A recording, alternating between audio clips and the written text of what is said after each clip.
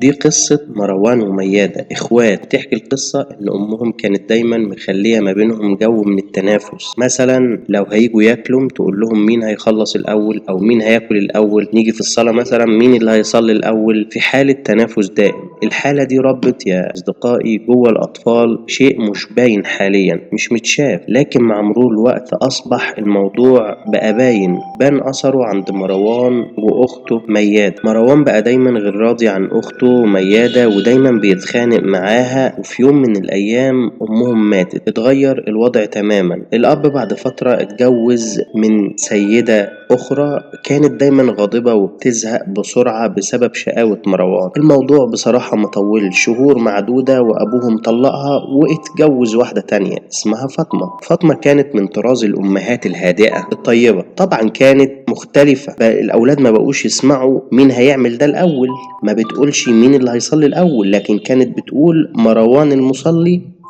وميادة المصلية. لما كانوا الأطفال بيتخانقوا تقول لهم تعالوا أحكي لكم قصة. كانت بتاخد مروان تخليه يجيب هدية لميادة ويقدمها لها، كانت بتاخد ميادة تخليه يجيب هدية لمروان ويقدمها لها. كانت بتألف ما بين قلوبهم، وكانت في نهاية كل أسبوع بتعمل حفلة وتعمل لهم كحك وتكتب على الكحك مروان وميادة أحلى اتنين. وفي يوم من الأيام يا أصدقاء مرضت أمهم فاطمة، حزنوا عليها كتير قوي. المهم راحت المستشفى. قبل دخول ماما فاطمة العمليات ندهت عليهم تعالي يا ميادة تعالى يا مروان، وقالت لهم خدوا بالكم من بعض. ربنا قال لسيدنا موسى سنشد عضدك بأخيه. الأخ سند يا أولاد، الأخ سند يا حبايب. دخلت العمليات وقالت ميادة أنا خايفة قوي إن ماما فاطمة تموت، وفضلت تعيط. أخوها مروان طبطب عليها وحضنها وهي حضنته. فعلا كانت العملية خطيرة لأن الدم كان مرتفع جدا في السكر، ودخلت فعلا في غيبوبة عدة أيام. مروان بيقول أنا منساش أبدا اندفاعنا ناحيتها في المستشفى لما فاقت وحالتها اتحسنت شوية.